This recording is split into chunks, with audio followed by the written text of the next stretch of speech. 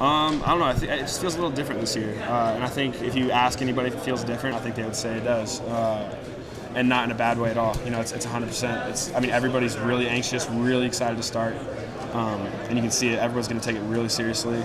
I couldn't see anybody being late to anything unless they get lost or locked in some kind of back stairwell in that new building. You know, we haven't had all the kinks worked out yet, so. Everyone's getting around the best they can, but yeah, man, everybody's so excited about the season. I think we're going to take it a far way. Is something, because it seems like for a program like this, you guys can be like that every year, because you're obviously in the BCS National Championship discussion. Yeah. You're coming off successful seasons. I mean, really the only difference is there's no chip. So can you pinpoint it to something, to one thing?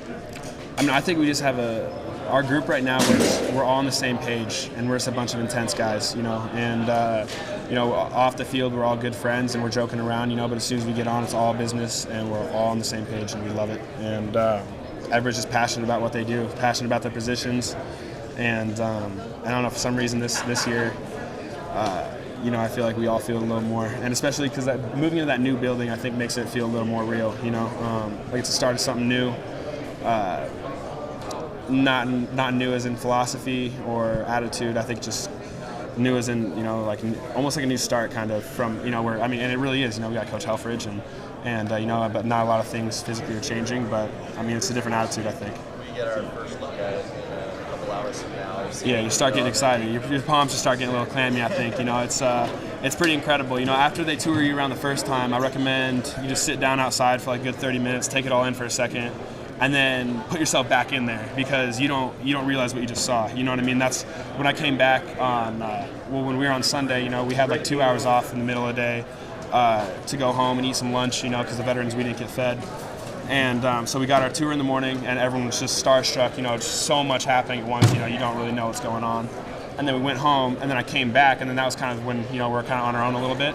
And I went back in the locker room and was kind of actually able to realize where I was and what's going on around me and all these things, you know, just all the screens, the things on the walls. Like, for example, the media room is made up of like football leather. So it's all like the little dots and like the little dots on the footballs, you know, and it's all textured, and every leather seat you see in the building is Ferrari leather from Italy, and just it's nuts, dude. Like, you can't, it's unexplainable. There's just so much, everything you look at, the thing you got to realize about this building is that everything you look at isn't just like, it's not just a pool table, you know, it's a pool table that was custom made by the dude that made Michael Jackson's pool tables.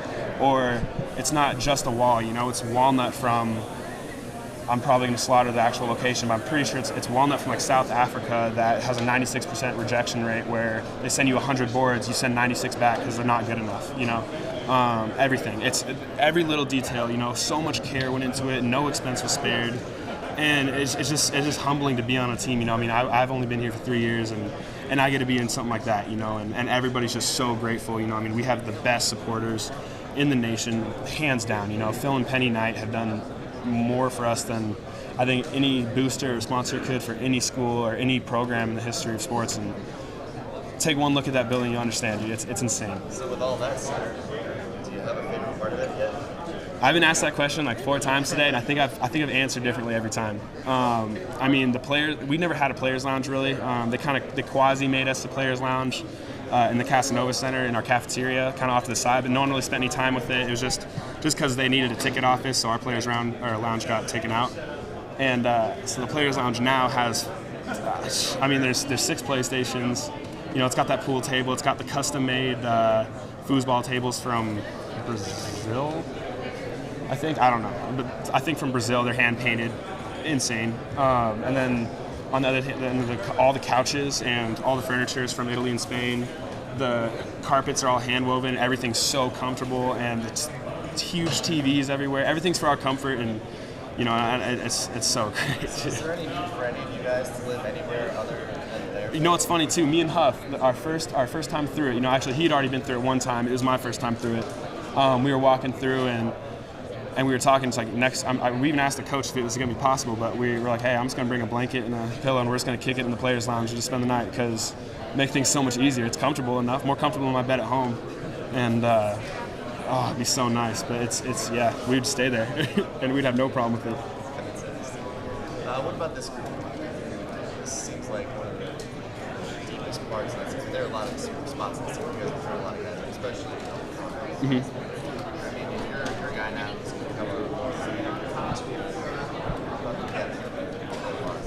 I think our depth is fantastic right now. I think we have a lot of good problems. Everybody's been asking, who's going to be at the guard spot. And I really think at this point, we have 4 really solid guys coming back, and we have great guys that are just incoming freshmen. But out of those 4, I literally think you could just draw out of a hat and pick the starters like that, and we'd be great. They're all at the caliber to be starters. And this fall camp's going to be really definitive on who actually gets that position and how well our chemistry works together. Because, really any of us, or any of them could get it done, at the guard position. And, with our 3 returning starters right now, and then everybody has a little bit of experience at the guard position. So like I said, we're comfortable as an offensive line. We're comfortable with anybody playing that spot, and we're gonna do work with anybody. So there's a lot being talked about the running back group this year. Who's going to be doing a lot to step up where you don't have a Kenyon return, you don't have a Mike return like the last couple of years. Do you guys even notice who's getting the ball as a lineman? Not especially. We're up there. Everything's moving so fast. They're rotating running backs so fast. We're just looking for the play. We're looking for the next play, and we're getting up, and we're going to trust whoever's back there. They're all great athletes. D'Anthony Thomas, Colt Lyerla, Byron Marshall, Thomas Timer incoming. They're all great athletes. And I'm excited to get with Thomas to kind of get a little more of that chemistry going. Because Byron, Colt, and D'Anthony, they all have that with us. They trust that we're going to get our blocks, and they set up blocks for us and make us look good, just like we make them look good. And we're not worried about who's back there because they're going to get it done. Because we're going to block as hard as we can. That's all we can do. You can only control what we can control. You mentioned chemistry. How much time do you spend running backs outside of practice? Outside of practice, a little bit. We see them from time to time. I'm not gonna sit here and say hang out every day. But not all that. I don't think that really has an effect. When we see each other outside, we're always having a good time together. It's nothing like that. The chemistry is just great, like on the field. That's all that really matters. And we're playing for each other, and that doesn't really change. Is D'Anthony big enough to be an every down back? I'm not necessarily a football coach or an offensive coordinator or anything like that. I'm not even gonna sit here and lie and say I'm that football intelligent, really. But I think D'Anthony could handle being an every down back. But he is a little guy, and I think his role is a playmaker, and I think that's always going to be his role. Give him the ball in some kind of non-traditional way, and he's going to make a play happen, and that's every time. It'll be 100% that if you give him the ball in some way that the other team won't expect, he's going to put it in the end zone, and that's his position. How's it different when he compared to Marshall? What's the difference in their running style? I think Byron is a little more direct. D'Anthony will get around you in any way possible, and he'll lay the wood too, though. He'll put his shoulder down, he'll blow through you if you're not ready for it. But I think Byron's a little more comfortable with doing that. But like I say, they're both shifty. They both have a spin that is untouchable. I think Byron's a little more straight through, though. I don't ask this.